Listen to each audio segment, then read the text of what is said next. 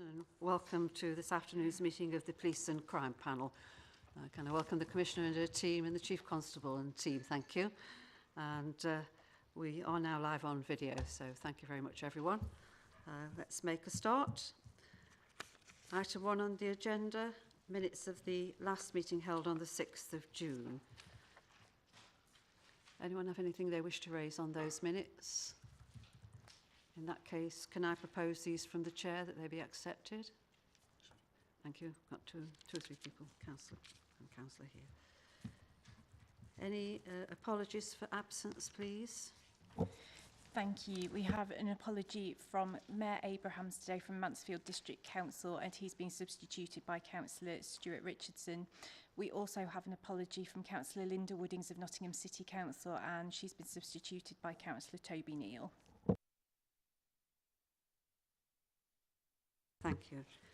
Any declarations of interest by members or officers? First of all, any pecuniary interests? None raised. Any private interests, either pecuniary or non-pecuniary? No, nothing raised. Thank you very much. We could move then to item 4, the work programme, and I'll hand over to my colleague. Thank you. Not a lot to highlight for you today, just really any matters that panel members may wish to see added to the work programme, if they can raise them, and we can look at arranging reports and information for you around that.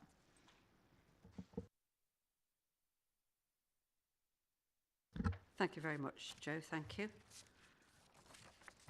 Does anyone have anything specific they'd like to raise on the work programme? Well, it's a live document that we keep updating, and I think we are awaiting some information from the external company that we've asked to come and do our usual review every few years or so to make sure that we're operating correctly. I think they're busy tied up doing their own annual conference at the moment, so hopefully they'll be in touch probably in early autumn for us to kind of talk through a process of that.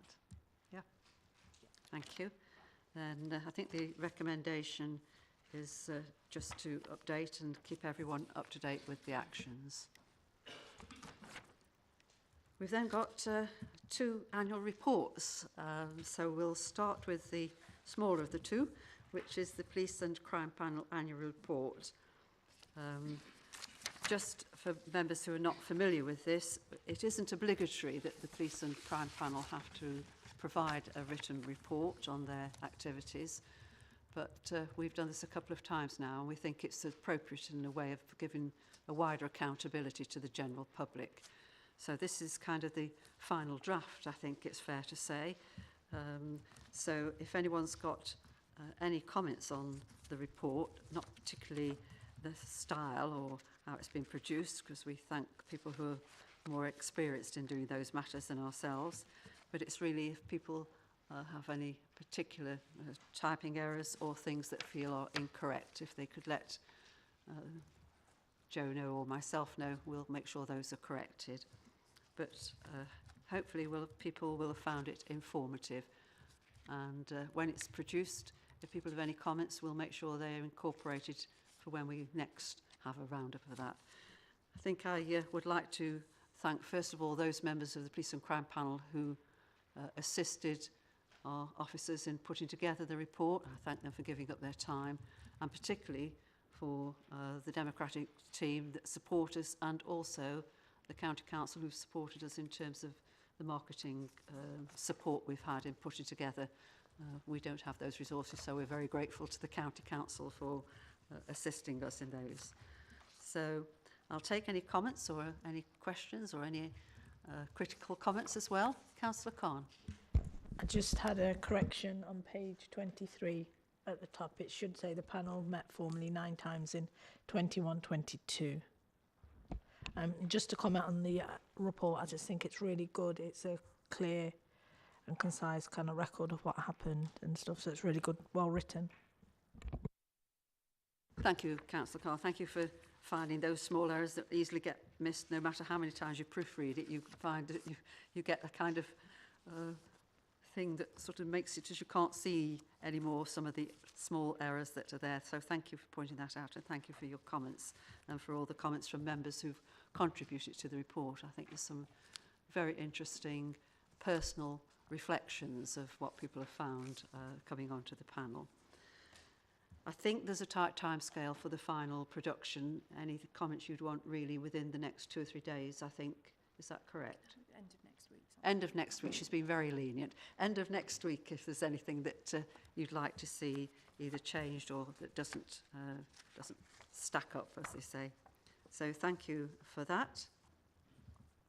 That takes us on to the item 6, the Police and Commissioners' Annual Report, the first of a number of reports. So can I welcome the Commissioner, and I'll leave you to talk about your report. Thank you very much, Chair.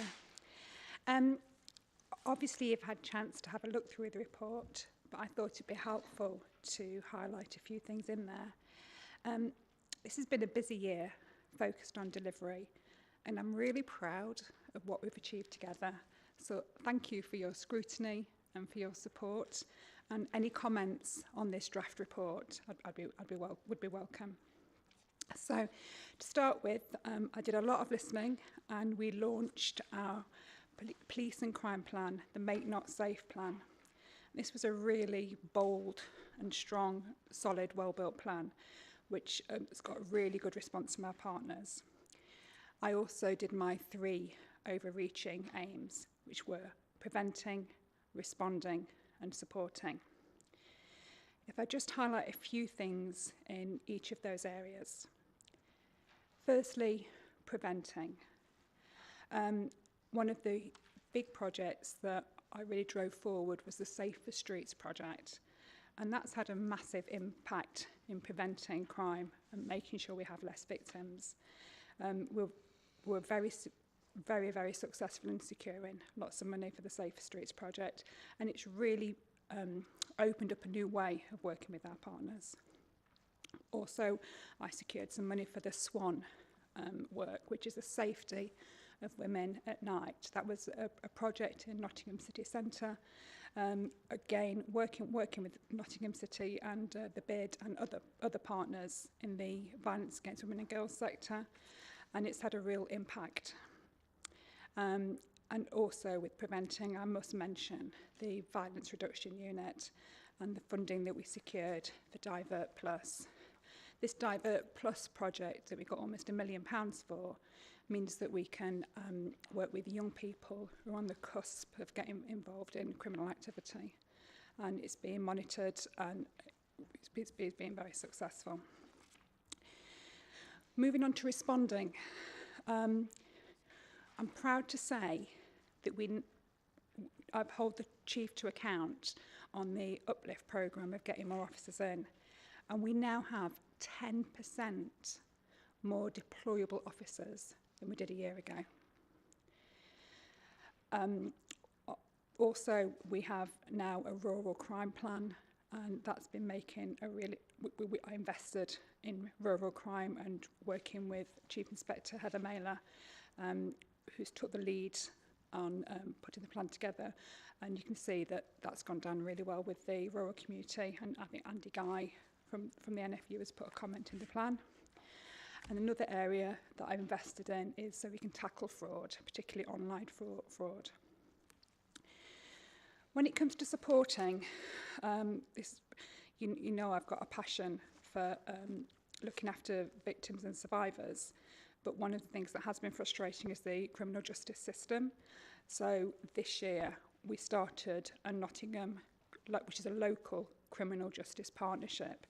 I used my convening powers to get all the people around the table to tackle issues, which will mean things can get better in that area. We've also pushed on with the victim care needs assessment, and we'll be looking to commission a new victim care contract later this year, and thinking of victims of serious and sexual violence. We've got this sexual assault referral centre, and the Paediatric SARC Referral Centre, which I'll go on to more about that when we talk about what we've been doing more recently. So managing resources, we can't do this without the money. And I'm proud that I pushed to help secure a 3-year funding settlement. Now, we haven't had this before. This will mean that we can make longer term plans.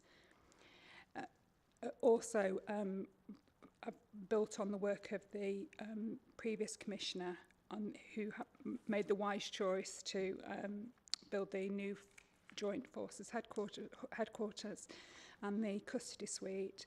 And I'm pleased that on my watch, they both came in on time and on budget. With regard to grants and commissioning, we've really, working with my excellent team in the office, we've transformed how we do grants in the office. We now do them in a thematic way, and we make sure that wherever possible, we can give grants for a longer period. It's a real difficult, especially with our third sector organisations, they spend a lot of time putting bids in, and then they get a tiny amount of time to actually deliver. And that means you can't always have a lasting impact. And I want to make sure that every penny is spent wisely and has an impact on making not safe. So we've transformed how we do the grants and how we do our commissioning to make sure that we have long-term lasting change. Going on to value for money and sustainability. One of the things that we're helping with is that making sure that the money we give out for grants and commission, it's all evidence-based. We help make sure there's a theory of change. So we want to make sure there's sustainability there and a proof of concept work too sometimes. Also with value for money, I've encouraged an efficiency strategy, and I'm really keen that we use all our estate really smartly. We have an estate strategy, and I was pleased that I was able to work to keep the Newark police station where it is, but use that site really wisely. There's more on that on my latest report. Other statutory duties. Well, actually, the report itself is a statutory duty, but we've really transformed how we've holding the Chief Constable and the police to account. We now have our accountability board. This is just a really good, like we have the police and crime panel, where we have formal discussion, we have a work plan, and it gives us an opportunity to deep dive into areas. I also obviously still have regular weekly catch-ups with the Chief and his team. Partnerships, working. This is the thing I think I'm most proud of, the partnership work. A lot of the partnership work has come from the Safer Streets, because it's really given us opportunity to work together and develop a new way of working. I'm involved with lots of meetings, whether it's the Community Safety Partnership, the Violence Reduction Partnership, and I think I brought a new energy to these meetings. Some of these meetings were just long 3-hour show and tells, and now we go to these meetings, we get the right people around the table, we get actions and we get deliverables, and I'm really proud that I'm making that happen. And we're also proud of the cross-party work that I do. I've also, on a national level, I was very vocal about including domestic abuse and sexual violence in the serious violence duty, and actually that has been included. That did change the law, and I regularly talking about substance misuse and how we need to have a more nationally and regionally joined up strategy. Consultation engagement. I've reinstated Walkabout Wednesdays. I love going out in the community and go to many of them. And I've actually now got a new community engagement officer in our office, so we can really start to map our community and where the gaps are, where we need to get out more to. Equality, diversity and inclusion. I've scrutinised the force to make sure they've used the opportunity of Uplift to increase the diversity of our workforce.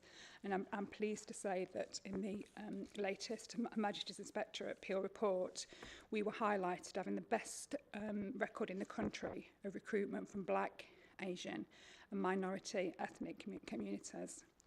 Also, because we have expanded our office, the Office of Police and Crime Commissioner, I've used that as an opportunity to make sure we've got a more diverse workforce too. Looking ahead, well, I've spoken about the fact I've expanded my office. I've had to do that because we've got more to do. I'm getting more money in and we're delivering more. We spoke this morning about my passion for increasing trust and confidence with our community, and also the areas for improvement which are identified in the Pelion report that I regularly hold the Chief to account to check we're on track to make improvements. The delivery plan's in there, and lots of funding. You can see that I've brought over £20 million in. That's more than any other police and crime commissioner has been bringing in for their area, and I'm really proud of the work that my team have done. So thank you to the team, and I'm really happy to answer any questions. Thank you, Commissioner. Thank you for your copy of the annual report. Just so that we're clear, if there's any comments we need to write to you about, and I know Yes, we need please. to write and accept the report you've given us. Thank you. Just clarify the date with which we need Next to week? have the report. 3rd of October. 3rd of October, thank you. It's helpful for members thank to you. know that. So thank you for presenting the report. Can I ask any colleagues? Councillor Smith, thank you, is kicking off. Yeah, thank you, Chair. I've got a couple of questions, but the first one's just more for a point of clarification. Commissioner, on page 48 and your forward, it states that levels again of violence with injury are down 7%. But further on in the report, in a different report on page 130, it says that it's up by 26.3%. Can someone explain the discrepancy in that, please? We're talking about different annual report time periods. Dan, is it okay? Because this is stats, if it goes over to you. Thank you. Yeah, certainly. Yeah, so the focus is on the annual report is obviously focused on the financial year up to the end of March 2022. Subsequent to the annual report publication in that period, we have seen an increase in sort of violence without injury, which is picked up in the as you say in the later report, but it's the different time periods that we're looking at there. So. There's been a national increase in that period as well, not just in Nottinghamshire. Chair, if I can just come back on that. Do you want to come back, Councillor? Sorry, Dan, sorry if I'm misunderstanding this, but if you look at page 130, it said violence with injury, 12 months September to 2021 is 9,356. And then to December 2021, it's 10,294. So that's still an increase. So am I missing something, or is something wrong somewhere? If you can explain that to me, I don't understand it. It's page 130, and it's the violence with injury. I think it's within your Commissioner's report, not within the annual report. I think she's just checking, cross-referencing. It's showing an increase each time, but on your report it says it's gone down. I just don't understand if I've missed something somewhere.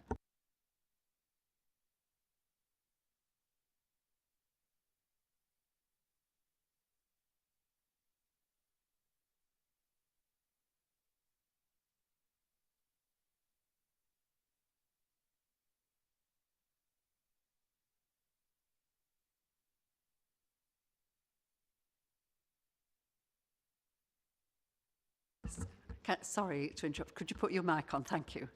Yeah, it would be the period to March 2021, which isn't actually in the this report. So we're comparing the previous financial year to the current financial year.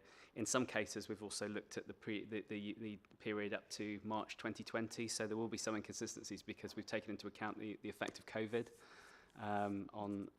So where obviously we saw a significant suppression in violence with injury rates during the COVID lockdown. So as part of the police and crime plan, that's been removed from the picture. Yeah. Good spot though, Helen.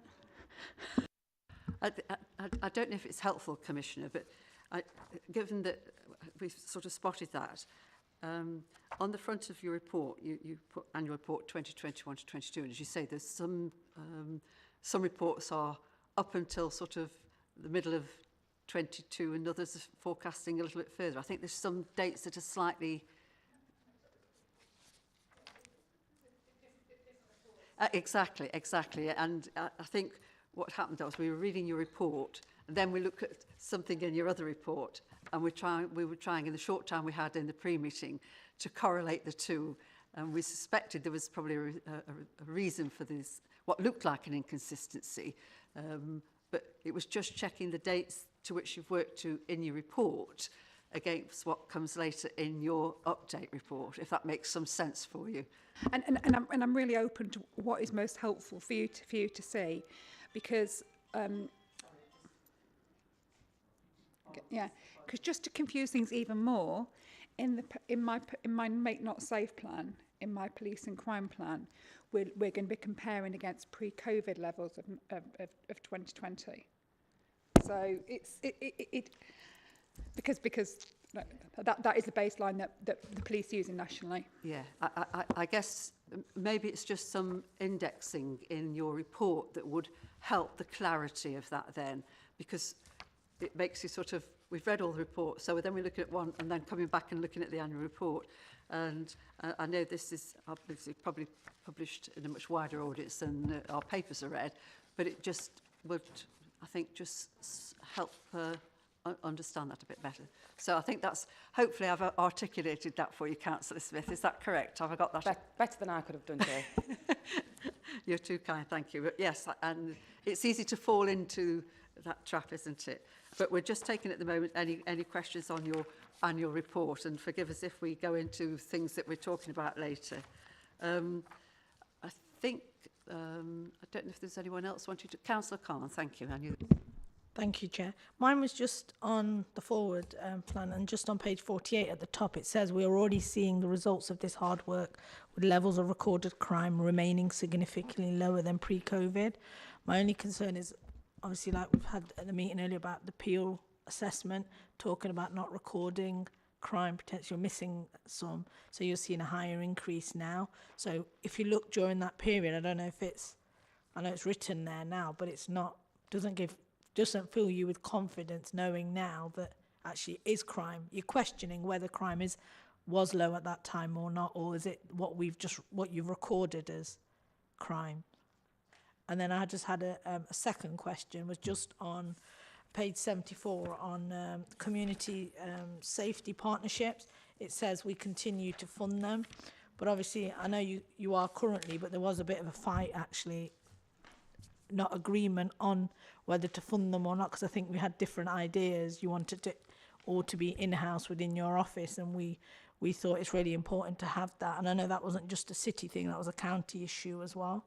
So it's just, it just reads there about continue to fund community safety partnerships to enable their valuable contribution to prevention and early intervention agenda. And I know we've only got that agreement for a year. I think it's not, so it's going to be reviewed after a year.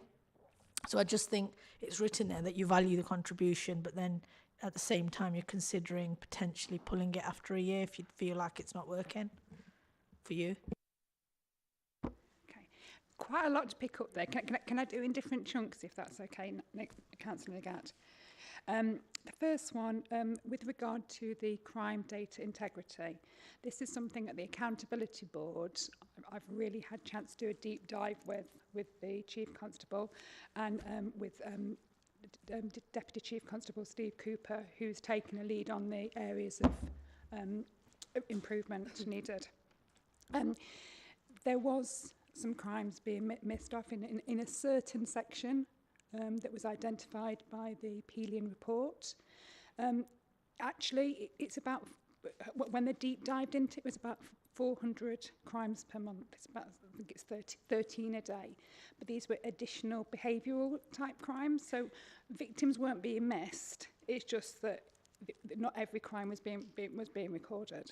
So, but even with that number, if we're still, you know, the overall neighbourhood crime rates are 30% lower than pre-pandemic. So crime is still coming down. But I can assure you that they're all over the crime data integrity. They've got a team on it, and I'm getting regular updates, and I'm really happy that we're moving forward there. With regard to the SP, I'd like to challenge your language a little bit, because there wasn't a fight. It wasn't a disagreement. I just wanted to know where the money was going. I've got a duty to my taxpayers to know where this money is going, and it's quite normal to have an annual check of where the money is going. And we need to spend every penny wisely. So if it makes more sense to have some of the, I think there were some posts that had been previously funded, which I'm not even convinced were even there that were being paid for. So we had to check where that money was going. Yeah, so I'll come back on both points. So just about the discussion point, I think I'm always up for discussion. But the concern is when you receive a letter saying that you're pulling the money, I think that's where the confusion was, saying that we're removing this money with short notice, and it caused a lot of anxiety and unnecessary stress for staff that are working there. So that's what I'll just say on that bit. And when you talk about pre-COVID numbers and stuff, I just feel that I'm not sure about others, but I don't have the confidence that I can be assured that the numbers were what they should be, because if the peer assessment didn't take place, they've assessed you on 9 areas. Is there other areas that the police force might be questioning about? We just haven't deep dived into them. It's just when you question one area, suddenly you start questioning others. Okay.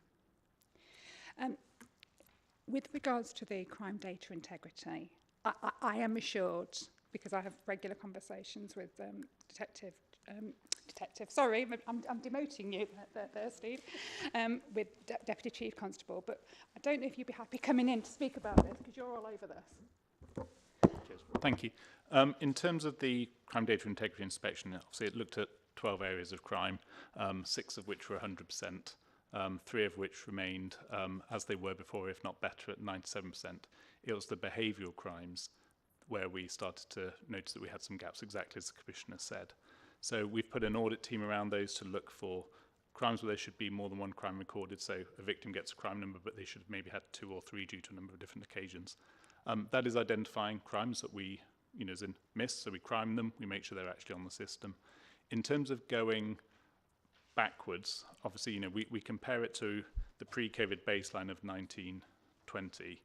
When we compare that to now, so year to date for now, for example, with all of those crimes put together, we're still 4.1% down. So that's now with our crime data integrity much better against I think the hypothesis you were saying that were we still missing some back then? Well, if we were, take that on the chin, but we're still 4.1% better, putting on a load more crimes this year. Could I just, thank you, could I just interject here and say, I don't know about anyone else, but that's an awful lot of exchange of data issues. And I wonder, and thank you everyone for your contribution, but it's quite difficult to take all that on board whilst concentrating on a whole range of papers. And I wonder perhaps at the next meeting or outside of this meeting, it might be helpful to send some information direct with your permission, Councillor Khan. I think that might be better than trying to ask for a very wide discussion here. And actually, I noticed, Mrs Delby, did you want to come on the same issue? Yeah, I was going to talk about the Peel report later in the meeting, but I think we may as well just cover it off here. Because I do believe at the last meeting you said you were going to provide a paper to the panel about the concern about the data of performance reporting. So I think you may be all over it at the accountability board, but we really need to know what that means, what you are doing to challenge it, and how have you got reassurance now. And I think we need a separate paper for the whole of the panel, because this is such an important thing that underpins whatever you're saying about performance. We haven't got the confidence now till we see in detail what you're doing about it. Really. Thank you, Leslie. The papers from the accountability board are published too, and I have had one of the reports in there is about the AFIs and the crime data integrity, but I'm very happy to share that with you directly. Yeah. Oh, areas for improvement. Sorry. But because I have already got those papers, and I'm sorry, I've not had a chance to see them before. Thank you. I think we have a way forward on what is quite a detailed piece of work that needs to be understood, and I think some specific things that have come up from Councillor Khan. But we're still picking up some questions, Commissioner, on your annual report. And I've got Councillor Ellis next, please. Thank you, Chair. I've got a couple of comments and a question. First one, can I echo your comment about the overhead on spend on people putting grants together and then having very little time to deliver? And I support anything you can do to get the funny money processes simplified. I know we've been through that with the Safer Streets scheme, and I'm grateful for the work that Phil Gilbert did in supporting the South Dot CSP in doing that. The second one, thanks for the opportunity to visit various new buildings.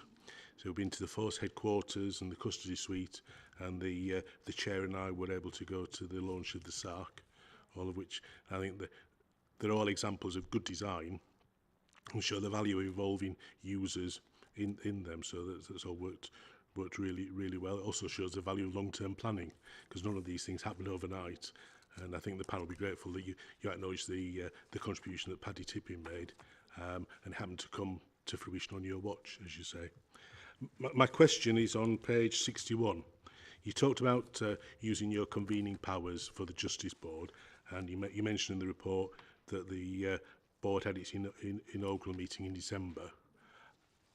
Can you update us on what happened for the rest of the year, or what's happened since then, what the board's achieved?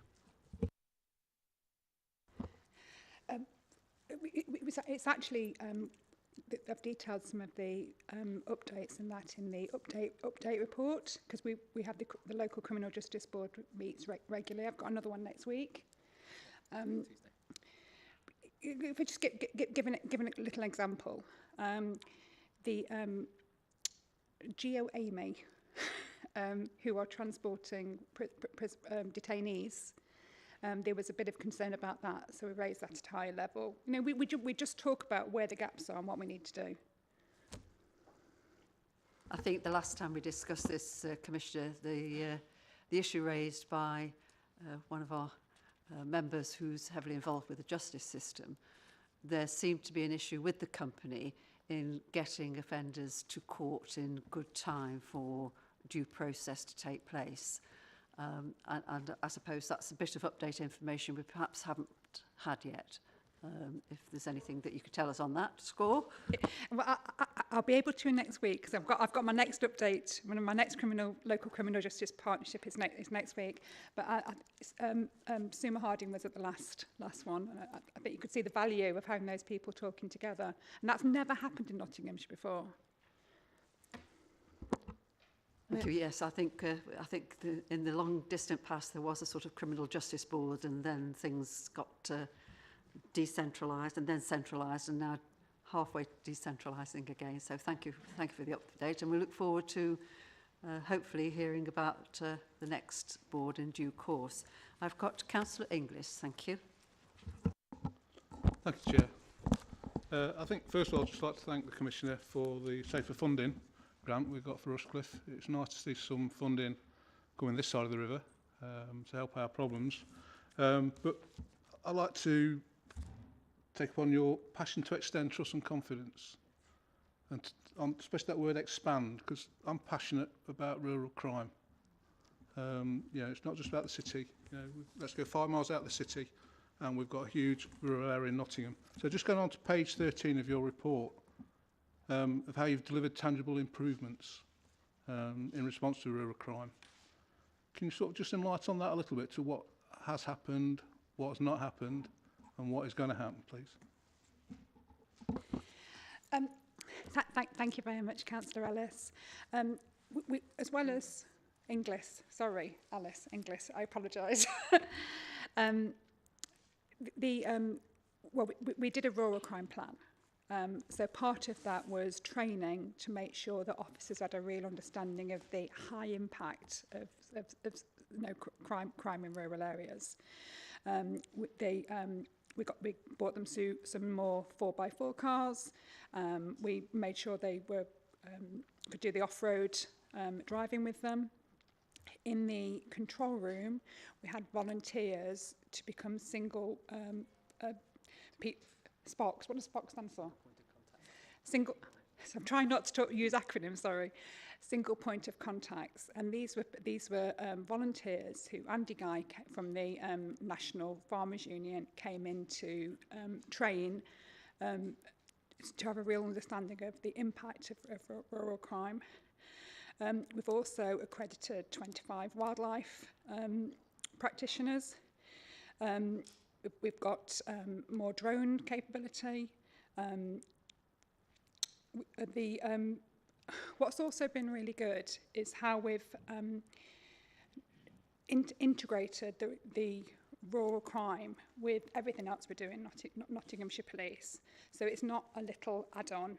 It's integral. For example, if we need Operation Reacher to go and tackle something in a rural area, they will be there. And they've had, I might get the chief to come in because it's a really good job they've just sorted, but I don't know operationally what we're allowed to say about it. But we're having big results, and other areas are now looking at us to how we're doing rural crime in Nottinghamshire, and also regionally. There was some work that was happening in Lincolnshire, but now that's best way of explaining this. I think rather than going to sort of Yeah. operational jobs, I don't think that's not the question. I know there's a difference between what's happening in the background Yeah. and behind the scenes, and what's tangible, what's visible to the public. Visible to the public, we did the first rural crime showcase.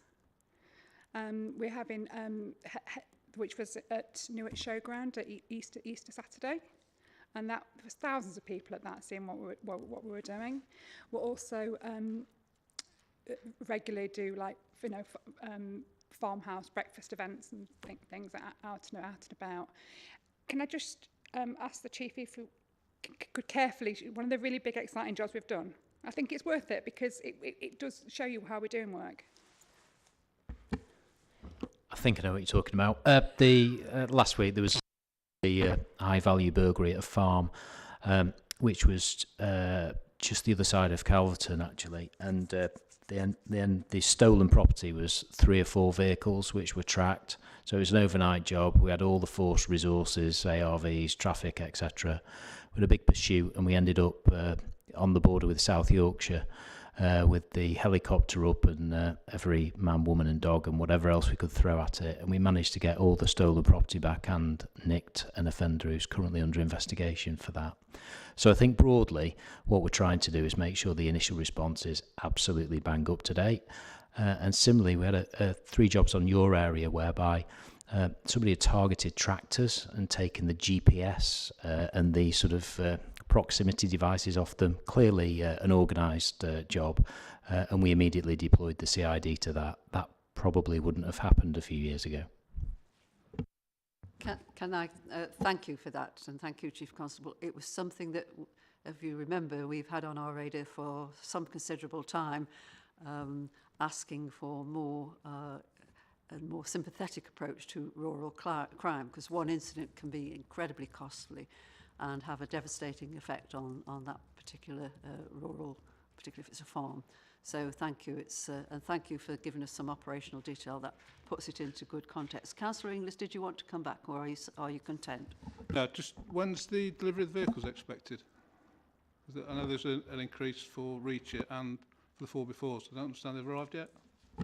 Yeah, some have already gone out there, and all the rest have been on order through COVID, so that they're just sort of stacked up. We've started to take delivery of quite a few vehicles actually the last couple of months. We've got a load of new Cell vehicles, and the Vivaro vans have come through, and those 4x4s have been on order ages, so hopefully very soon. Can I just also mention the investment in ANPR, which will have a massive impact on our rural roads and criminality coming into the county? Is this new, or is this enhancing what is currently there in the Ring of Steel?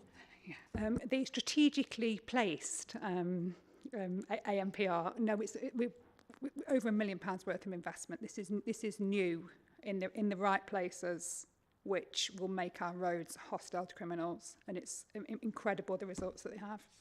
I want to make sure that people know, criminals know Nottinghamshire roads you don't want to be on. Actually, in a second, Councillor, if I may, I just need to, whilst we're still on the annual report, we're drifting off if we're not careful.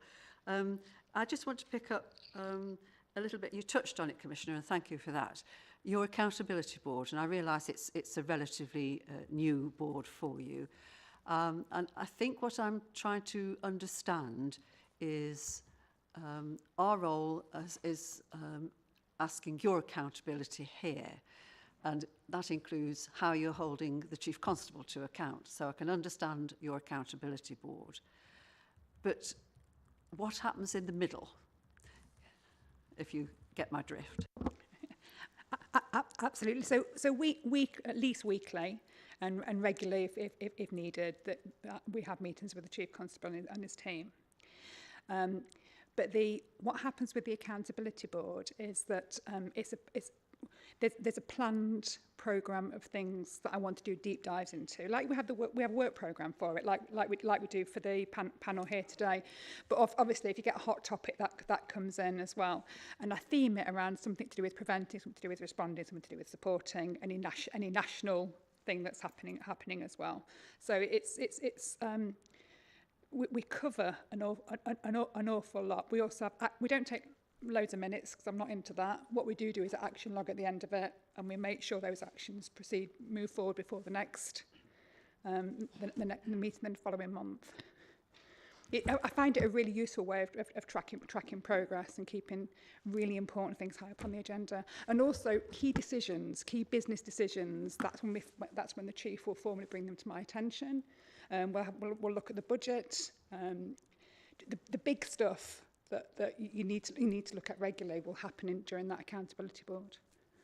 Thank you. I was also just making sure we weren't overlapping in any of those sort of models, really. So thank you for that. Councillor Smith, thank you. You want to come in, and I think did I see your hand go up, Councillor? Thank you, Chair. It is a slight divergence, but it just coming on to something the Commissioner's just been talking about increased ANPR cameras.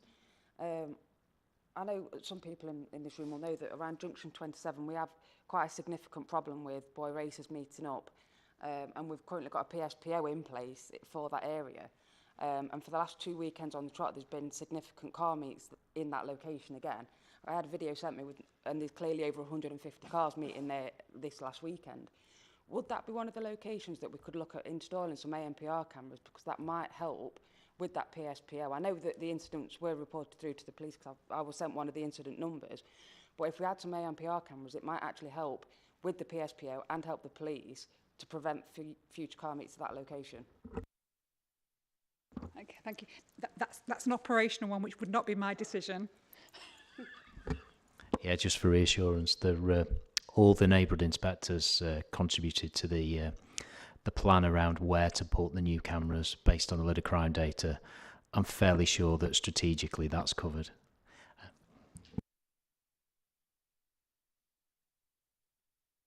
Thank you. Councillor Neil, thank you.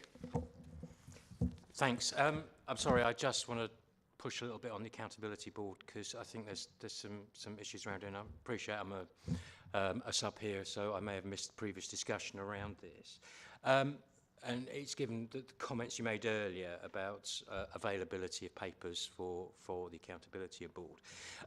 What I want to be clear about, I suppose, is understanding that the panel here is the accountability section for you as the PCC, whereas the Accountability Board is a construct of yours to hold the Chief Constable to account, and therefore it seems to me that the ask should be that if stuff is made available to the Accountability Board, it should be automatically provided here if you want to use it as support for what you're going forward.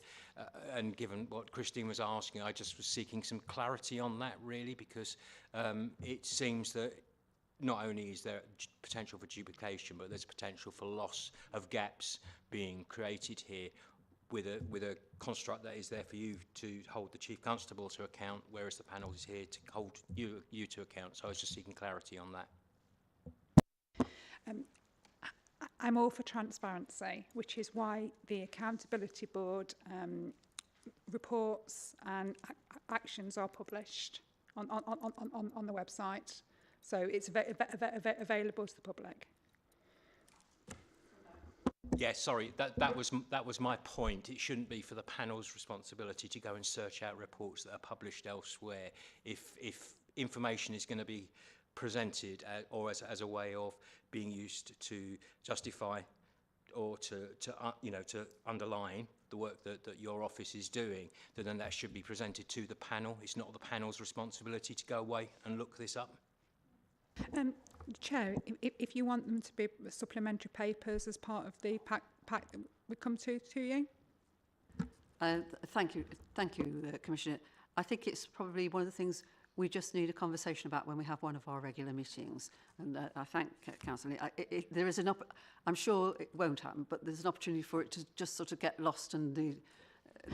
But I just want it to be clear that I'm holding to the chief to account. So that's what those all reports are all about. Thank you. I've got Councillor Carlton, I think, next. Thank you. Thank you, Chairman, and good afternoon, Commissioner. Just a comment on sort of your report in specific relation to Operation Reacher. Obviously, you recall when you first took office, I raised it with you. Obviously, you'd inherited sort of a golden egg, for the want of a better phrase, from your predecessor. And obviously, within the budget time, it was clear of where that was going. I think there's some really sort of good news on that page, sort of the number of arrests, warrants, weapons taken off our streets, cash taken out of circulation. And it's probably just something really to think about whilst we have these very hefty documents, and probably fits in with your desire to see trust and confidence in the police increased. I was just wondering if there's something more from your office that could be done to sort of communicate those messages back to the public.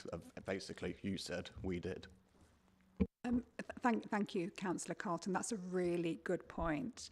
And I think it's a joint piece of work that we need to do between police, comms, and also, and now I've actually stolen John Robinson from Police Comms to come and work for Office of Police and Crime Commissioner, so we could do a lovely joined up piece of work about all the good stuff that Operation Reacher do, because it is that neighbourhood policing with teeth. It really brings confidence to the community, knowing they've got Reacher there, and we have expanded on the Operation Reacher.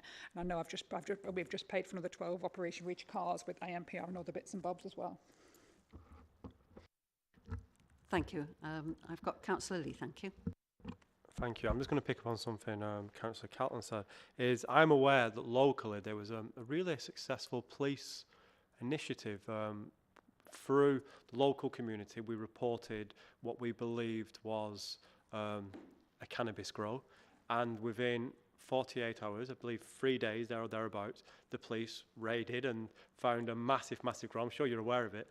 There was nothing reported. Barring from maybe about 7 sentences in the Newark Advertiser, there was nothing reported, and the police said that they were going to report something. And go on, I can see you're itching to go. I am itching to go. That's a good news story, and we send loads of good news stories and talk to the press regularly about the good news stories of our police doing cracking work, but they don't get published. I'm just being really frank.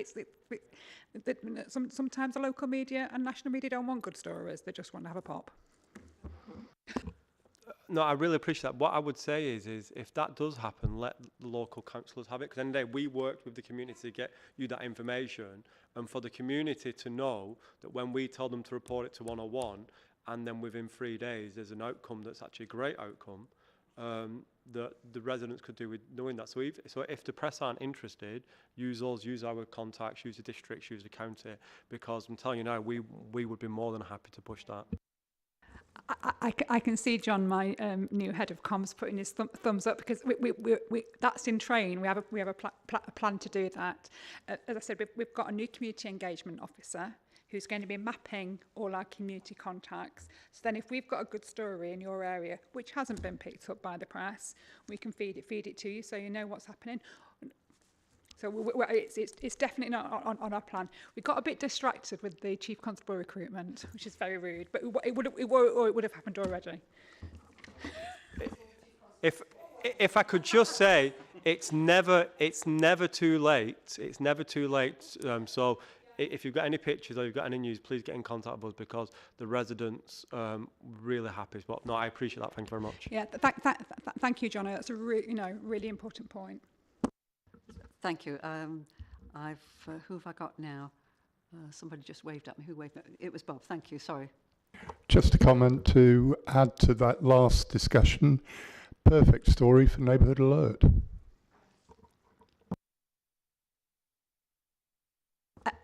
We're rebranding Neighbourhood Alert in Nottinghamshire to Nottinghamshire Alerts, and we've got real big plans there for next year. So watch the space. That's a message, I assume, for your new young person at the back of the room. I assume his job description is growing. But before I close this section on your report, Commissioner, any other? I've got one more member. Any more questions? If not, I've got Councillor Ellis, who's waited patiently. Thank you. Thank you, Chair. Going back to the annual report, obviously when it's published, it will be glossy, and you can see that your communications team has been working really hard on this. Now, I counted that there are, in 40 pages, there are 17 photos of you on there. Only 17? Only 17, yeah. But I wondered, what's your view as to the appropriateness of using police officers in political publicity? It's not political publicity. I've got a tweet here posted by a Conservative member of Gedling Borough at a passing out parade, with you and him bookending the passing out parade. Now we've always been told in the Labour Party, that you don't have any photos of serving police officers. Now, because of police regulations that prohibit them from being seen to be actively involved or supporting political activities. So a backbench councillor or opposition councillor at a passing out parade, are you comfortable with that's not transgressing police regulations? I'm not responsible for somebody else's tweets, Councillor Ellis. You and him are bookending this parade.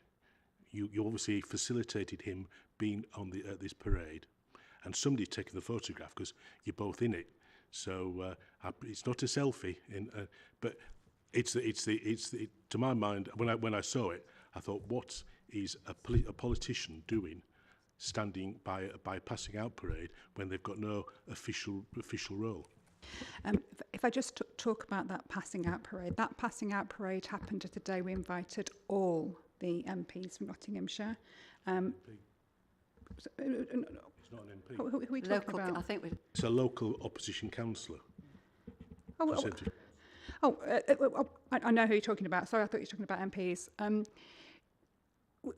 That councillor came in to see me because we were talking about the Netherfield Safer Streets project, which he's been super helpful with, and he happened to be there at the same time as a passing out parade and took a picture.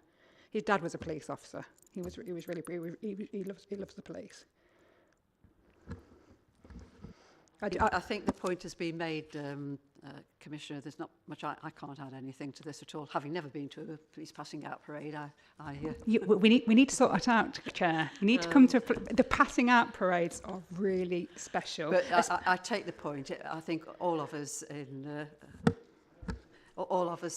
the positions we hold do have to be incredibly careful and cautious about things that can be easily misinterpreted, even if it was accidental or I'm not going to try and referee. I think the point's been made that if you're favouring one political party over another, then that would lead to some further discussions that are not a part of this remit. Yes, Councillor Lee. I'm sorry, what a political question. Can I just ask, would parents be also taking pictures during that event and posting them online? I don't think there's any need to answer any more questions on that. Thank you. I'm going to call a halt over this because it's not really the remit of the panel in one sense. Everyone here holds both big P political views and small p political views, and really those are not at the moment here. But I take the point that Councillor Ellis has made, and I think you've taken that on board, and I think that's as far as we should go with this. But I just want to assure, I am really careful not to be political in any of the work I do as Police and Crime Commissioner. I'm really proud of that. I do the right thing, not the political thing, on every occasion. Thank you. I'm going to draw this to a close. This particular item of the agenda was to receive your annual report. I think Joe has taken some notes of the questions or points that we'll send over to you before you need it for publication. Thank you for presenting that. That takes us then, I think, to item 7, which is your Commissioner's update. And I think occasionally we've delved into some of the information, Commissioner, so I'll leave it up to you how much you want to draw attention to panel members, but over to you. Thank you. Thank you very much, Chair. So just to be clear, this is an update from the period after this police and crime report finished, so over the last few months. And the last quarter's been exceptionally busy. As you've heard, we've had to get a wiggle on organising, getting a new Chief Constable, which took massive amounts of time, and I'm really grateful for the team for that. Personally, I'm incredibly proud that I've secured another 4 successful Safer Street bids. Now, no other Police and Crime Commissioner in the country secured 4 bids in the last round of Safer Streets. And also, this means that we've got bids all over the county and the city. So it's a £3 million pot. Also, set up the Serious Violence Reduction Board that will be working with the Serious Violence Duty, and secured £1 million from the Youth Endowment Fund for focused deterrence. That's a project working through the Violence Reduction Unit. It's so important we do that preventative work. These are young people, young vulnerable people often, usually aged between 14 and 25, who are at a high risk of getting involved in criminal activity. And that's been evaluated. There was only a handful of commissioners in the country who were able to get money from the EF, and we did that here in Nottinghamshire. With regard to violence against women and girls, we secured from the Ministry of Justice £1.7 million. Now, this will make a massive difference to victims and survivors. That means we'll be able to pay for independent domestic violence advisors, IDVAs, and independent sexual violence advisors. We've spoke about how difficult and the waits in the court system are, but we know that if somebody is supported through having an independent advisor, they're more likely to stay engaged with the criminal justice process and more likely to get the outcome they want. We've also put a bid in for children affected by domestic abuse. I hope to have some good news to share on that very soon.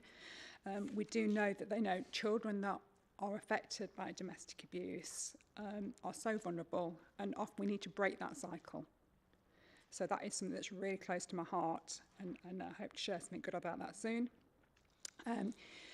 Dame Vera Baird, who's actually a Labour politician, and the Victims Commissioner. She used to be a Labour politician. It came to open the SARC, which is the Sexual Assault Referral Centre, and she said that was the gold standard. She was really happy how we'd involved the survivors in putting that together. That trauma-informed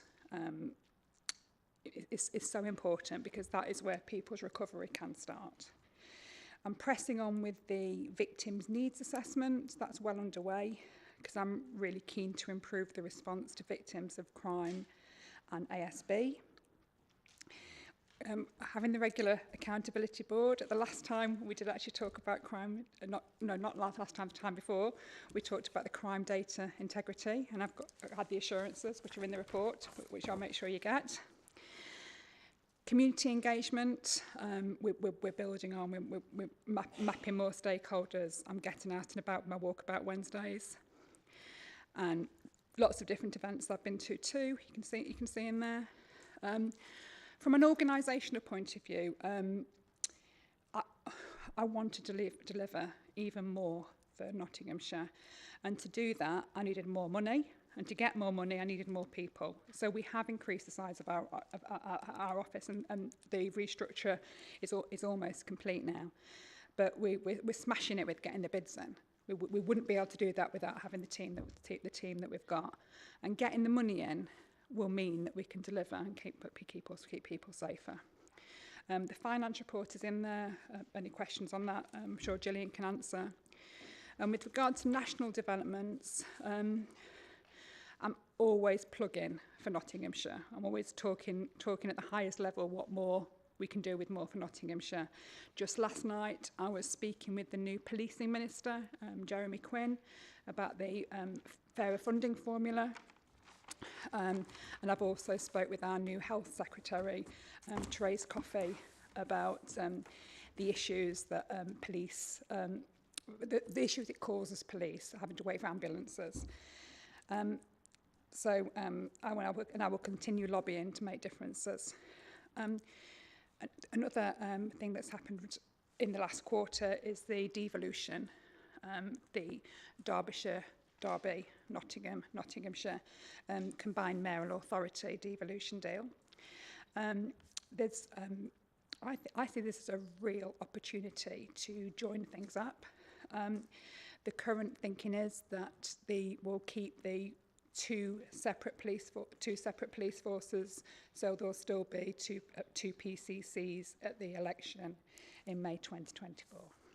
So, a bit of a whistle-stop tour, but a lot of the stuff we've already covered, and I'm really happy to answer any questions. Thank you, Commissioner. Thank you for the update. And apologies if I just missed a step somewhere, but just the 3 million you mentioned at the beginning of new money, is that a one-off, or is that a rolling? No, it's a one-off. It's 4 successful bids of £750,000 each for safer streets. Thank you. I thought I hadn't quite got all of the information down. Thank you. Any questions?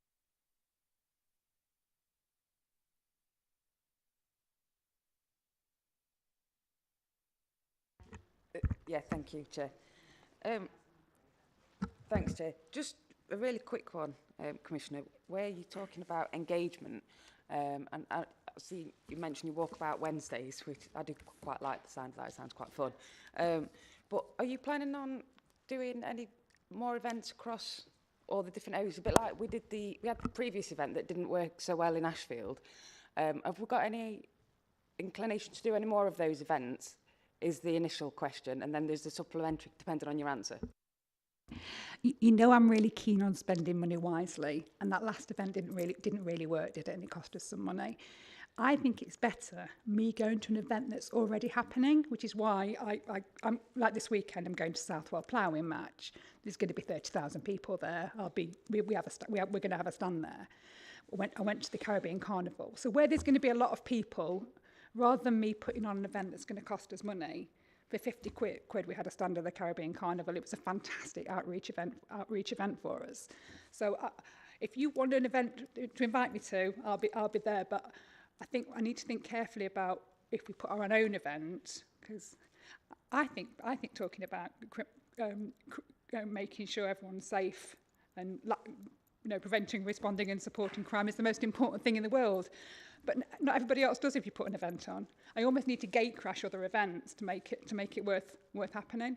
I've got loads more plans to go out and about. Just really quick then, Chair. Yeah, thank you for that, Commissioner. We'll definitely invite you along to the next event that we've got going on. The only reason why I was going to say it was before is because I know that there was some issue with comms between the district and your office last time, and it made it so it was very last minute when the location was and what time it was and stuff, so it was literally like a couple of hours before. So I think that added to part of the problem. So I was going to say, can we do some work beforehand to negate that? But perfect.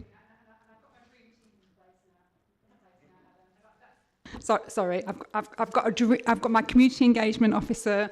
I've got a head of comms. We're planning events, but please, everybody, if there's something happening that you think would be useful for me to engage with the public or to do a walkabout round, please let it be known that I want to be out and about and I want to be listening.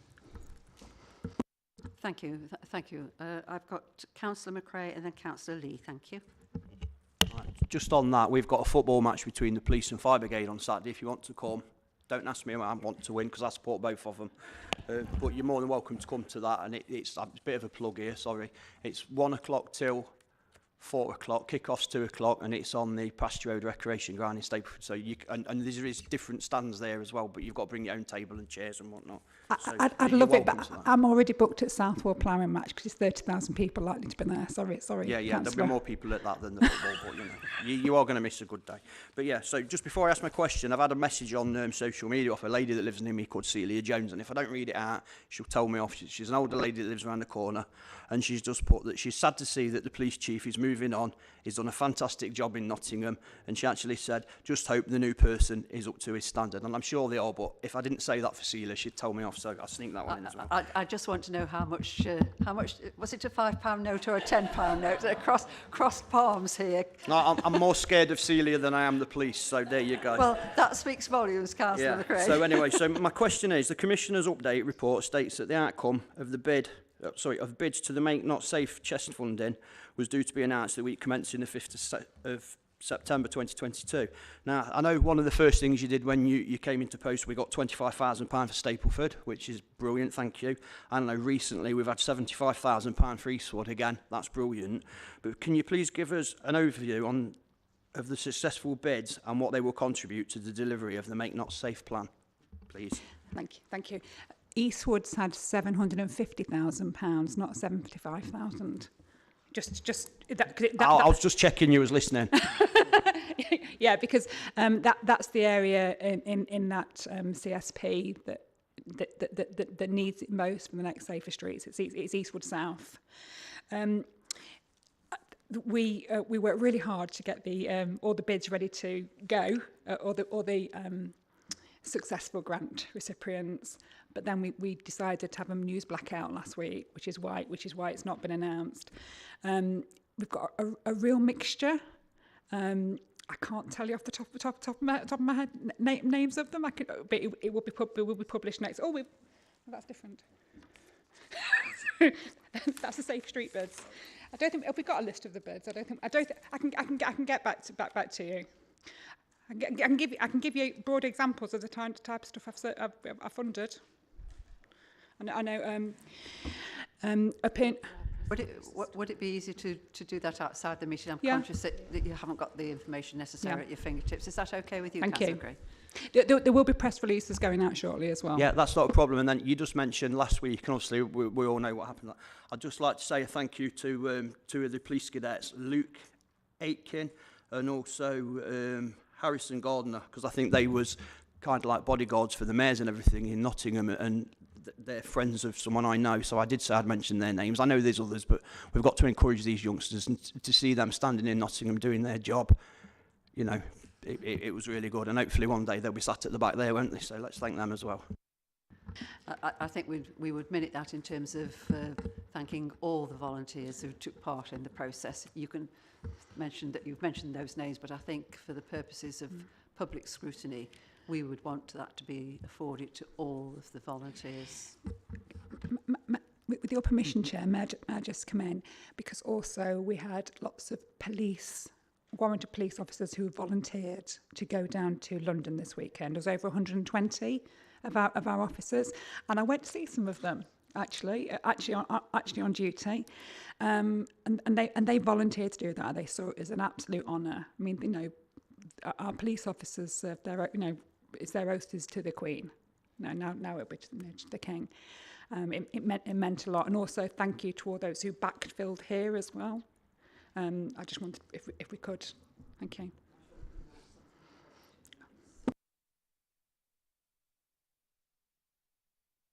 Thank you. Sorry, I forgot to put my microphone on.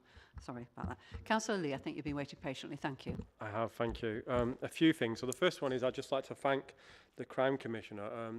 Crime Commissioner attended an event. Now, I don't know if it was your event or if it's an event you attended, but it was at the Newark Showground. And what reminded me was when you mentioned the drones, because I know all the kids and adults are watching the drones and seeing what was available. But them sort of events are so important for our young children. I've got two, our young children, to see the police and not be scared of them and know that if they need to speak to somebody, they're able to speak to them. And these sorts of events are really, really important, more important than I think people realise. And then the second thing is obviously I'm here representing Nottinghamshire District Council, but I'd be amiss if I didn't personally invite you to our newest community in Newark. That's an extension of Newark, that's called Middlebeck, that I represent as a county councillor. And the reason why I'd like to invite you there is we've had a major, as you'll know, a major increase in bikes and off-road, because it was an area that has always been open and always been available to them to use, and then all of a sudden they've seen this massive community grow. I think of 5,000 houses over the next 25 years, and the police are investing so much money and resources into that area. But I think it'd be nice if you came just to understand and see the area. Obviously you're very, very busy, and obviously I'm aware we have other councillors, and I'm going to name check them now. Linda Dales from Collingham, Rural Crimes, that I know you've been working really closely with. Scott Calton, I'm only saying his name because he's sat next to me. And obviously you've been working really, really closely with David Lloyd and Keith Girling, Deputy Leader and Leader at District, that I know you've worked really closely with and putting some plans and money towards Safe Neighbourhoods teams. So I'd just like to say thank you from Nottinghamshire District Council. You're working really hard. Thank you very much. Thank you, and before we all thank one another for thanking everybody and thanking everybody, I'm going to sort of draw a line under that and say I think we've strayed, if we're not careful, from the main purpose, which was to review your update report. Thank you for that, Commissioner. I think we've probably had a good walk over that. Item 8 is your performance update to date. Is there anything in particular you'd like to draw your attention to before I ask any members any questions?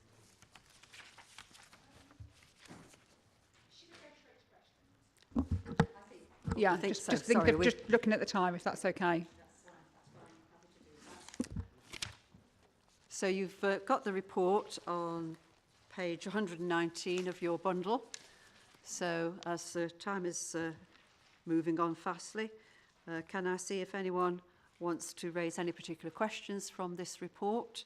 The report here is for you to scrutinise, and we can do that if there are any particular questions. I think we...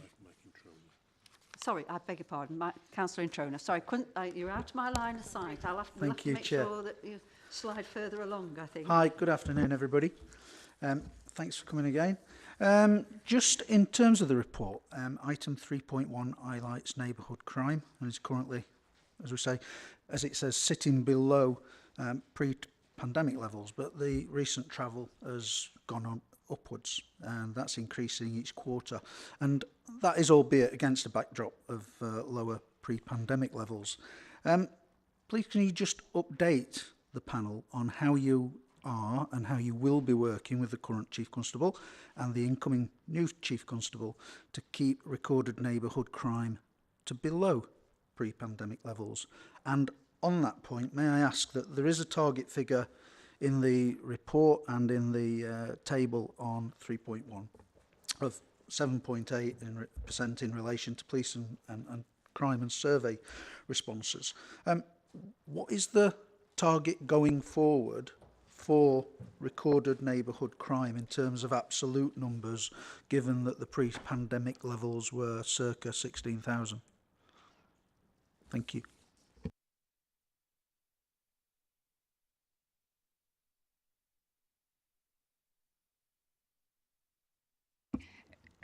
Bit of a techie question. Can I, if you don't mind, Mike, if I pass over to Dan? Yeah, sure. So, and I think this is still, one of the great success stories, really, in terms of, the crime reductions that we've seen. So it's neighbourhood crime being 30% lower than the pre-pandemic level.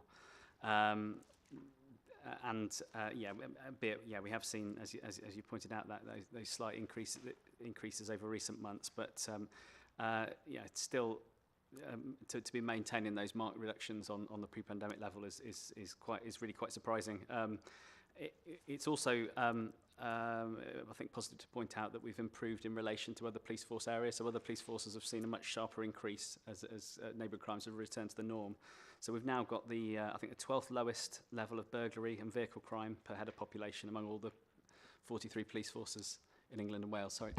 Yeah, with greatest respect, I can read that.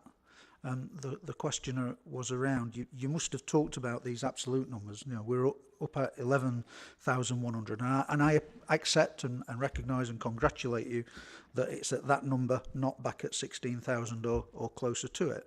And, that in itself I do recognise as an achievement. But nonetheless, you must have had discussions around where you see that number being. It's not something that I want to sit here and say, oh, you said in 3 months' time or a year's time, say, oh, you wanted to keep it at 12,000, why isn't it? But I'm just wanting to know the discussions that you as the Police and Crime Commissioner are having with your Chief Constable, constables, and what that number is. Where are you trying to aim for? Yeah, so in the Police and Crime Plan has set the ambition of no more than 7% of survey response to the survey experiencing. That's been set based on the measure that's sorry. So the equivalent in terms of recorded crime would be around 13,000 a year, neighbourhood crimes. But it's been based on the respondents to the Police and Crime Survey because that's the way that the national measure. Yeah, I'm not trying to catch anyone out here. I'm just trying to maybe get a sense of the ambition. You've talked a lot about ambition, which is fantastic, but in terms of residents, their ambition transpires into how many crimes have I got in my residential area and where is the aim. And if we're saying it's around 13,000, then we're typically saying that we're hoping to maintain it in and around 20% less than pre-pandemic levels, and that's a great starting point if that's the case. Thank you. Can I just bring the Chief in as well, because we have. Oh. Right, so in answer to your question, the conversations I recall quite vividly, it's less.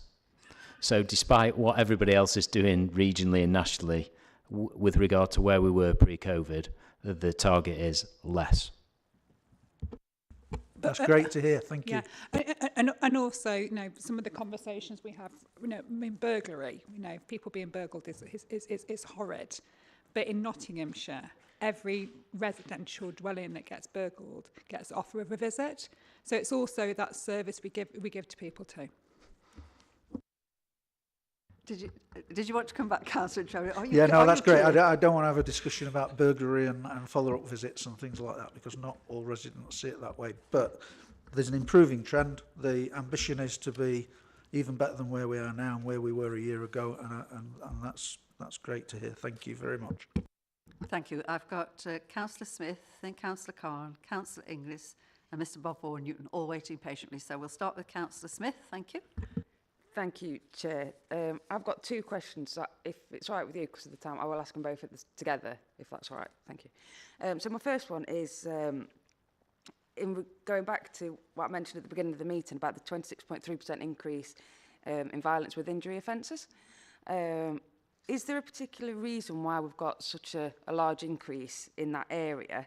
And are you intending to commission any further programmes to tackle the increase? And is there any correlation with the increase of violent injury offences with the increases in works that the police are doing to tackle county line drug dealing? Because I know that we've had some issues in my area where some properties have been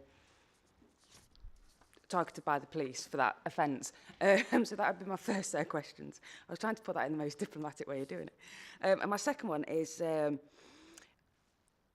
reference has been made to falling confidence in the police, and I know some analytical work has been undertaken around that. Now that analytical work has been completed, when can we expect to see the completed action plans and their implementation? And are there any early indications of what the action plan might include? Sorry, can you say that last bit again? Are there any early indications of what the action plan might include? Which action plan? Action plan for increasing the confidence in the police.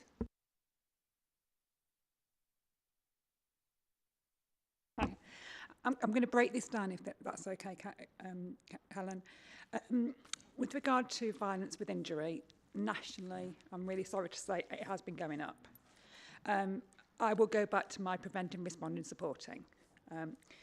The violence reduction unit is working really hard with those most likely to be involved with criminal activity, the young people. We're also doing preventative work in schools. We've got to get the preventative work right. The responding, I will come on to the chief, because we've got a really active knife crime team, which we've got two, one in the city, one in the county. We're doing some really proactive work. But also, if I talk about supporting, because sadly a lot of those people involved with the violence with injury have substance misuse issues too. And I've got a real passion for breaking that cycle of substance misuse. And I'm really seeing the 10-year from harm to hope drug strategy as an opportunity to do that. We know working in the city and working in the county and trying to join things up too. You know, drugs are at the root of a lot of this violence, sadly. Do you want to come in on a supporting? Yeah, so this has got some crossovers with Councillor Khan's comment before around crime levels, crime recording, and Steve's answer. So the benchmark that we use is 2019, so pre-COVID, and we are post-COVID. So in terms of volume of crime, we're down 4%. In terms of violence with injury, we're down about 10%. It's violence without injury that's actually increased compared to 2019-2020 financial year. Lots of that is due to the question that Naget asked previously, which was the crime recording, because the small area where we were found to have been under recording was from an incident, 2 or 3 crimes should have been recorded, and on occasions we recorded 1 or 2. Those crime types were often historic events that had happened between 2 people in private. So violence with injury at the higher end, we are tracking 10% lower even than 2019, which is a very significant success. Can I ask answer the confidence bit, if that's okay? At the next Police and Crime panel, we're hoping you're going to bring a presentation, aren't you? We've done some deep digging. You're going to find it fascinating, because I did. And actually, Ashfield comes out really well on this. Yeah, because confidence has increased, but it's really interesting to why that confidence has increased, and we've got details on that. There's more work to be done, but in every neighbourhood area, we've been measuring trust and confidence as part of the police and crime survey. And when we get the new chief constable in, we're planning what we can do to have the action plan and speak with the local inspectors to address exactly what is needed in the different areas to increase trust and confidence. And there'll be focus groups, they'll be listening. We've got a plan. Thank you. Did you want to come back, Councillor? Yeah, just very briefly. Thank you, both of you, for your answers. And I think this might be more for Craig, so I do apologise. I know I touched very briefly on county lines, drug dealing. And I know that the police have been doing some work around having the police dogs out on the train stations, because I've seen them myself. It's a brilliant initiative. I think it's absolutely fantastic. But what I would ask is, Hucknall, for example, is the tram stop it's the last stop on the tram. It's a big train station. I've never seen the police dogs there. I don't know if they have been. If they haven't, could we look at using some of the more outlying stations as well? Because that would be quite an easy conduit for people coming into from across the county. Thank you. Thank you. I'm going to ask you to perhaps take that back and have a discussion rather than put the operational people on the spot, if I may, and move on to Councillor Khan. Thank you. Thank you, Chair. So I've got a few questions. First one's around hate crimes. So the Performance and Insight report shows increases in the number of hate crimes that have been recorded. An increase in racist and religious hate crime was flagged in the recent media article. Please can you share with the panel the direction you have given to the Chief Constable and how you are monitoring progress and when an improvement in performance can be expected? I know previously you've said about it's good to see confidence in people reporting hate crime, but as a person of colour and as religion, I don't think it's acceptable, if I'm honest, to be out in our neighbourhoods that should be safe places and get racially abused based on how you appear. Another follow-on, different question is modern slavery offences. So police recorded volumes have declined 50% in a year. Referrals to this Nottingham City slavery and exploitation team have significantly increased in the same period. Do you have any kind of information on that? And then the last question from me is, in the report, it talks about Nottinghamshire Police, the Peel assessment said Nottinghamshire Police Force have the best record in the country for recruitment when it comes to regards to BAME communities. And I know, Commissioner, you've staffing in your office has doubled in that period. It would be good to know the diversity, if possible, of your team. Thank you. Thank you very much, Councillor Khan. If I just take them one by one, I totally agree. There should never be any way you shouldn't feel safe as a person of colour and a person of faith. I mean, we absolutely will not tolerate that in Nottinghamshire. There's actually a new campaign that we're doing, which is called Take Aim on Hate Crime. You will see a lot more of this shortly.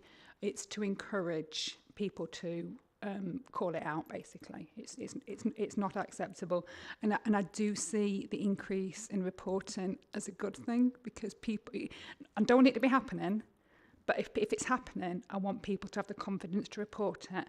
And we have a hate crime team, and I'm actually really pleased that the victim care they get, the people who have reported incidents, is over 92% satisfaction. Out of anything we do anywhere in the police force, victims of hate crime are the most happy with our service. So, but it's the tip of an iceberg.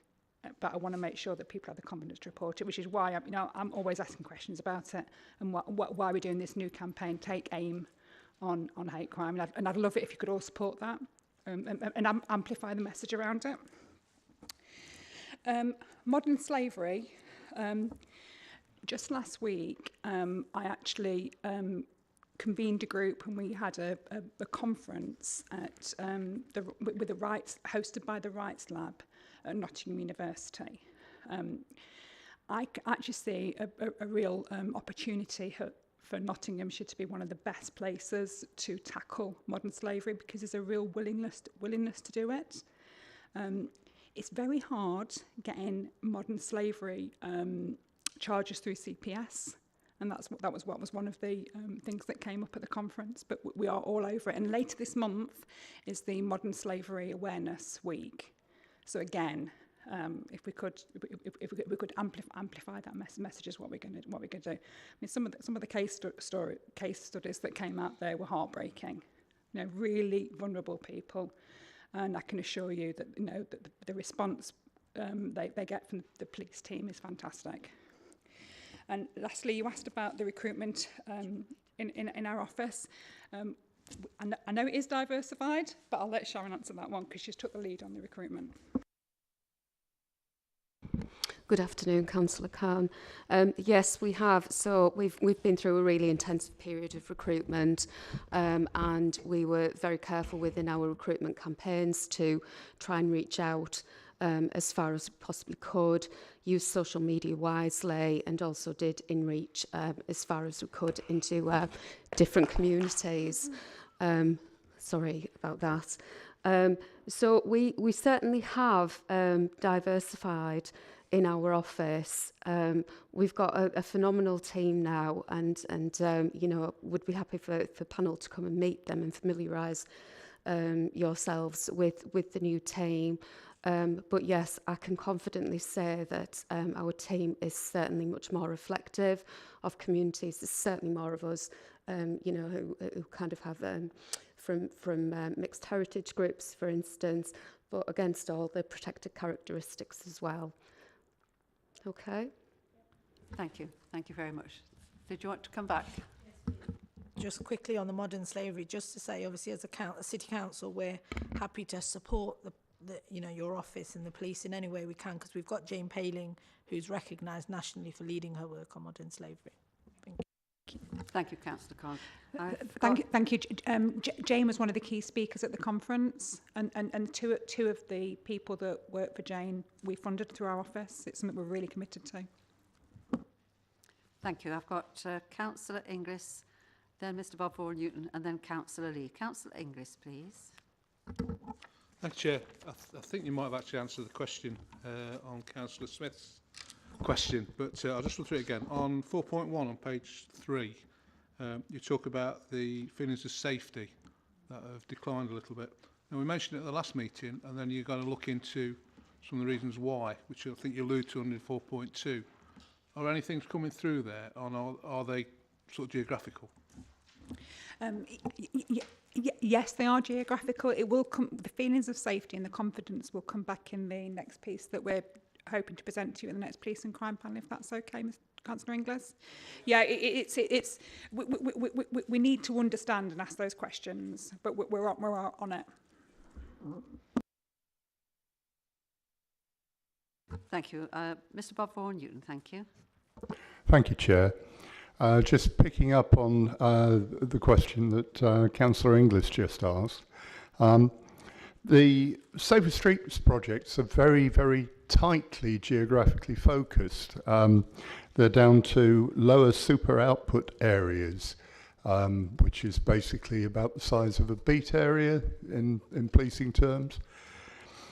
Given that they are targeting such a small area, will this vehicle really give sufficient coverage to boost feelings of safety across Nottinghamshire? Thank you. They are very tight, but they are in the right places. So they're the areas that really, really need it, but also the learning from that and the partnership work. If I use Ashfield as an example, if that's okay, Councillor. The learnings we got from the tiny area that we did it, we're using CSP money, aren't we, to do some of the same, like the safe haven cameras, for example, in Hucknall. So it's all that partnership work and working together. You can some of the learnings you get from, and what you do in the safer street in the tiny area, you can expand. Yeah. Thank you. That takes us to Councillor Lee first. Thank you, and then Councillor Teal. Thank you. I'm going to also ask a question on hate crime on 141. Obviously, it's already been asked by Councillor Khan. The simple question is hate crime's quite a large area. What do you think? What are you doing? Can you explain what hate crime is to us, and then what you're doing to combat that in our community? Because I've Googled it, because it's a massive thing. I'm a disabled man. If somebody has a go at me for being disabled, that's a hate crime. But yeah. So it's massive varied. So what are you doing across the community to combat that? Because obviously we have seen an increase. I can give a few. You know, any protected characteristic that is targeted is a hate crime. Yeah. If I give some examples of some of the stuff I'm doing, apart from the new Take Aim Against Hate Crime campaign, I've funded through the National Holocaust Centre. They're going to be going into schools to do some work. What other stuff have we funded? We've done quite a lot. There's other bits we've done specific around hate crime. What about the MenCap work? Yeah. The MenCap work we're funding. They're going into going into schools as well. People who have learning differences to explain if you treated differently what an impact it has. There's loads to do. I'm making a start. Follow-up question. Obviously, in Nottinghamshire in particular, we have we have a large traveller community. We have quite a large amount of Ukrainians and other communities that we've embraced as part of us. Is there anything that you're doing working with them as well? We work with everybody. So yes, if somebody reports something, it will get dealt with.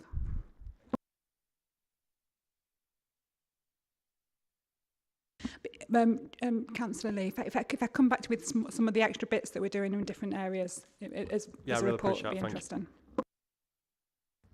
Thank you. Councillor Neil, thank you. Thank you. I've got a couple of questions, if that's all right. One of which is slightly backtracking because I sort of missed the flow of where we were, and I wanted to specifically ask about something in the update. So if that's all right. But first, just for point of clarity, really, because on the modern slavery question, I just want to understand that a little bit more, because I think you made reference to prosecutions and stuff, and really the concern for me previously being portfolio holder in this area and understanding some issues is the number of reports that are coming in and the recording of that, and there seems to be a difference between what we're getting in the City Council, which, there are a lot of reports, many don't pan out to be anything, but there have been significant cases, and the recording of police of reports coming in and stuff. So it's just understanding that, and if there is some sort of discrepancy between the way that we are working, and it would be good to make sure that we deal with that, because obviously we have our own community protection and the work we do with the Game Masters Authority, and the stuff we've been doing with the police. So just understanding that difference would be really helpful. I did want to ask about on the update about the nighttime economy. Oh, you've got the floor, Councillor. Great. Okay, I just didn't want to.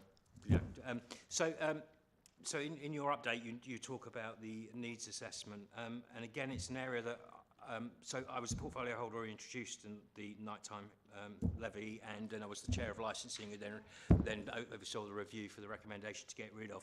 Now, you went through a needs assessment back in, and it was reported in March, I think. Is that right? And there was a number of things in there that you wanted to go. Now, the City Council, as the statutory authority, has taken the decision to remove the nighttime levy for a number of reasons: economic climate, the disproportionate impact on small businesses, and the fact that the businesses that are most affected by the nighttime economy don't pay the nighttime levy. So, how does that affect what your nighttime economy as needs assessment as opposed to nighttime levy? And then just a question about, I do think there was a failure of communication there, because as the chair of licensing, I was constantly asking for information and never contacted about the nighttime needs assessment. And as the statutory authority, we had the responsibility for it. So just ironing out that process and understanding what happened there. And then also, how do you see the nighttime economy shaping now that the levy's gone? Thank you. If I start with the modern slavery first, that felt quite an operational question. If you wanted, with your permission, if we could either come back to you with that, or if the Chief Constable is happy to speak to it.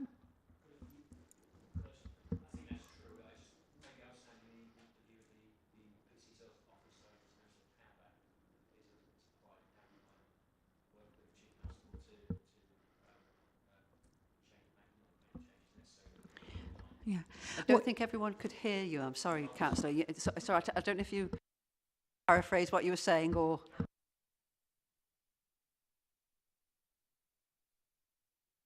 So, as well as working with the Chief Constable with regard to modern slavery, we did have somebody called Mike Allen and Nikki, the detective, and the whole team. I'm really involved with lots of conversations about modern slavery and how we're dealing with that. But operationally, it would be the chief. But it's it's an area that we need to get better at. I think nationally, I almost see modern slavery, like nobody used to talk about domestic violence and domestic abuse. I see modern slavery in that category. I think in 10 years' time, we're all going to be talking about it and seeing it everywhere and reporting it, and people are going to be noticing it more. We need to have a focus on it. With regard to the nighttime levy, I'm really sorry if that's how you feel. There's been a break of communication. I can assure you, officers didn't know about the needs analysis, and I'm sorry that didn't get to you. But I've got emails trail about it all.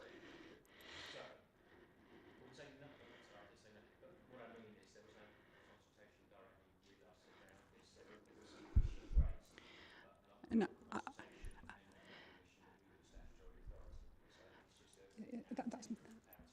I'm going to pass this on to Sharon, because I think there was.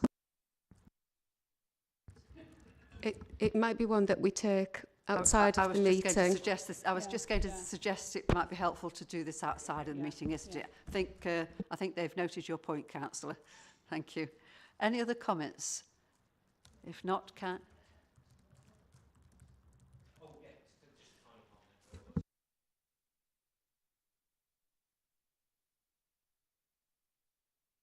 Can I suggest that is taken outside? Thank you, because I think I know that Councillor Khan was trying to give you other information. It's probably better to do that collectively outside. It was just my final point was on how do you see your assessment on just going forward, and we can take details later. But are you going to proceed with that? So we have got a meeting coming up. For precisely that reason, yes, we want to collaboratively agree what that money gets spent on. Yeah. Thank you very much. Thank you. If there are no further comments on the report, thank you very much. I think there's been quite a long discussion on the update of the report. That takes us to, I think, if I've not lost my place in the queue, item 9, the custody suite. Benefits realisation, which I think you've put down for information, because it's fairly early on in the life cycle of the building, but it may generate a few conversations. Is this your report, Chair, Commissioner? Actually, may I hand over to Sharon for this one, but also Sharon just pointed out it's not the next panel meeting that we're going to be bringing the confidence to. It's confidence report to. I think it's the one in the new year when we have the new chief constable in place. Right, so it's not the November meeting. It'll be post Yeah. Thank you. Thank you, Chair. Panel members, you'll have had an opportunity to read the report. I know that this was an area of significant interest for panel members and has been a project ongoing for some years, and certainly it was initiated in the time of the previous Police and Crime Commissioner, Paddy Tipping, who was wholly supportive of this and who at that time approved the business case then. In terms of where we've got to with the building, I think I know that some members of the Police and Crime Panel have had the opportunity to go and see the new custody facility, so you will be familiar with the fact that it's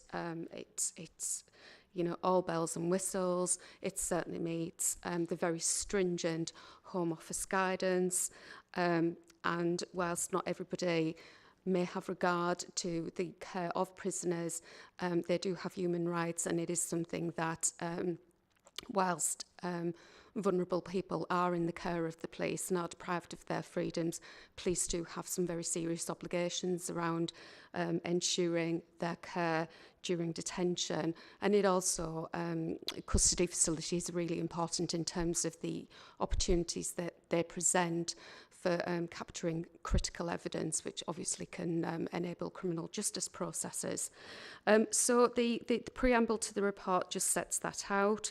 I think just to mention that this is a really high-spec facility and has gained not just awards, but quite a bit of attention from other police forces as well.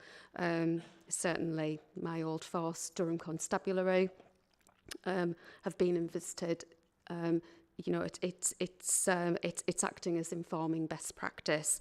And this is not just about the physical building, it's very much about the practices therein, about the engagement with staff, and then engagement with vulnerable groups as well. So you will see there that consultation has taken place with the likes of the deaf community, Autistic Society, and then the independent custody visitors as well, that our office administrates as well.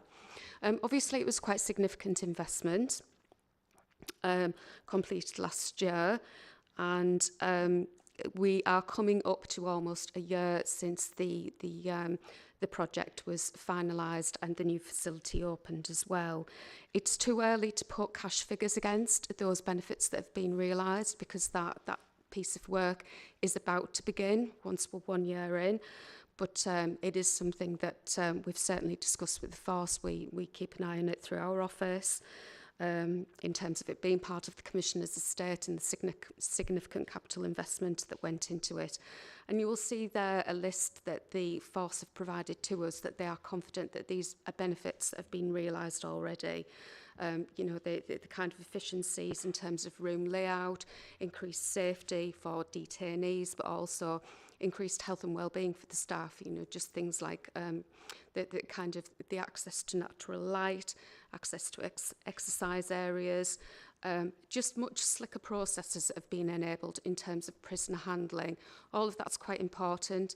I didn't see the old Bridewell, but I've certainly visited custody facilities that were well out of date in other police force areas, and I can see immediately kind of the docking station that is available in the new custody suite just enables much quicker handover of prisoners, allowing officers to get back out onto the beat as well.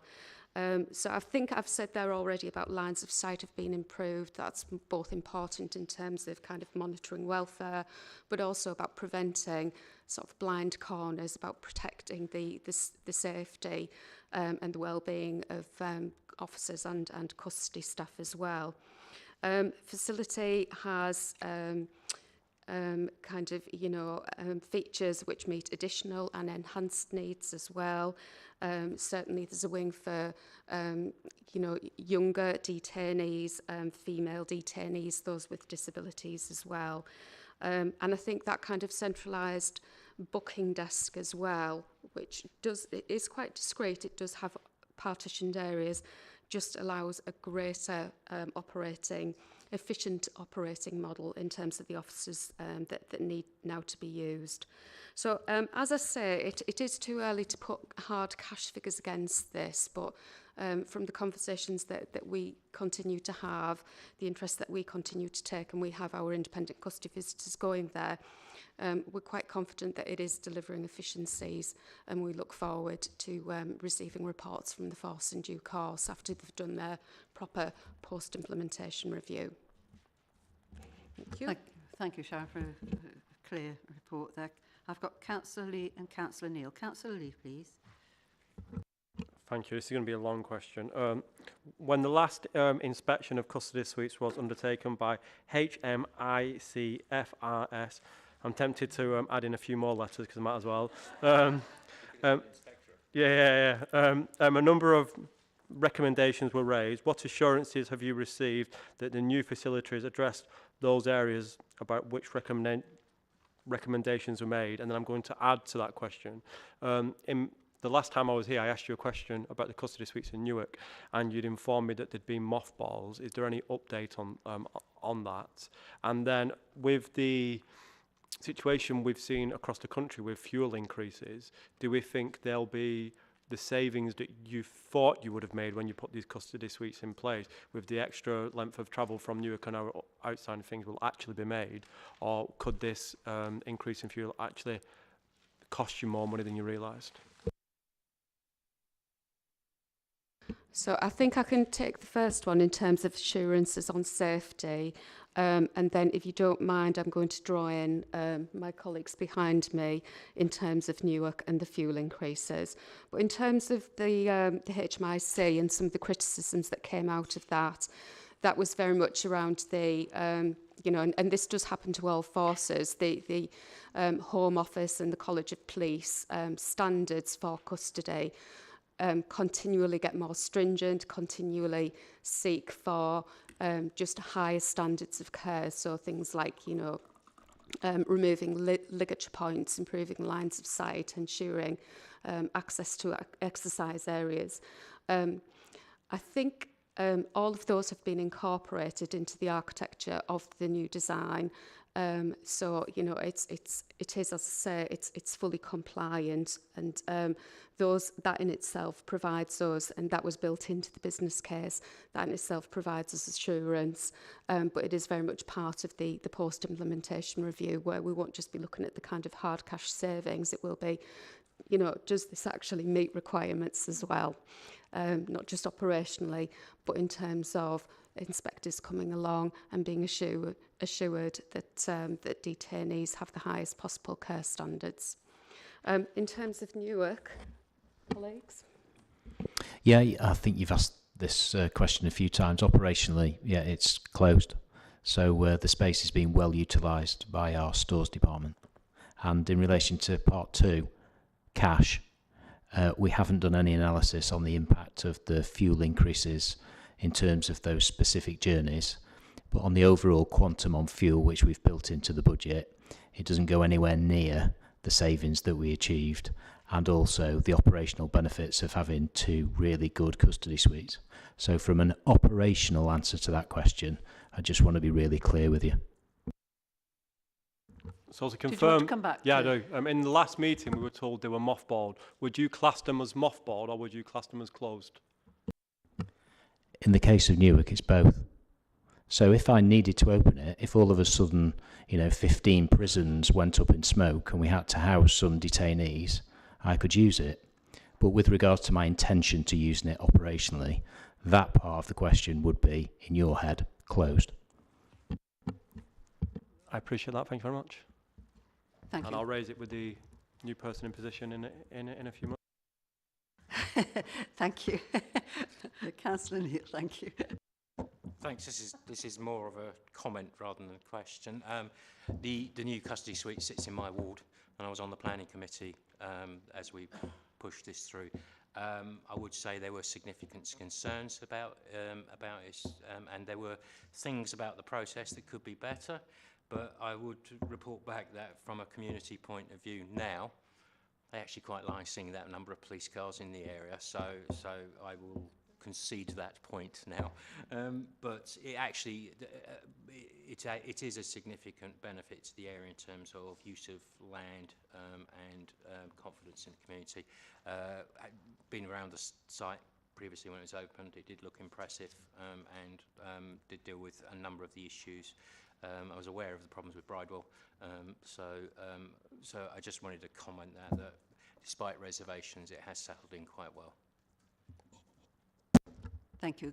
Councillor Corn, did I see you? Yeah, it was just a quick comment. Just to say, obviously, I've visited both the old Bridewell and the new custody suite, and just to say how impressive it was, and obviously taking into consideration of needs of, you know, people being detained within there. Hopefully we'll not need to use it ourselves, but it was just good to say, you know, how it's improving. I'm sure there will be savings, but really good piece of work there, and really, yeah, impressed. So we do need to give credit to Paddy Tipping, who took the brave decision to do it. The important sentence for me that started my brain thinking then was your comment, Councillor, that certain things along the way it wasn't quite what you'd expected in some of the comments. Have we captured those lessons learned for anything for the future? That for me is the important one. I think that's a good point, and yeah, you're right. Paddy got some grief off of me, and I have to apologise for that now. But I think you're right. There is some things in there in the process, but ultimately we came through quite well. So yeah.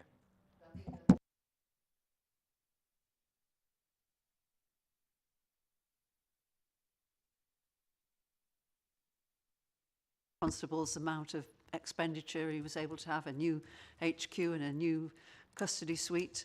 I don't know what else was on his list before he leaves, but there you go. But it is very important to capture things for other projects in due course. Any other questions to the Commissioner on this topic? If not, can I thank everyone for attending today and their contribution to the 2 meetings. Thank you very much indeed. Thank you, Commissioner, and your team. Thank you, Chief Constable.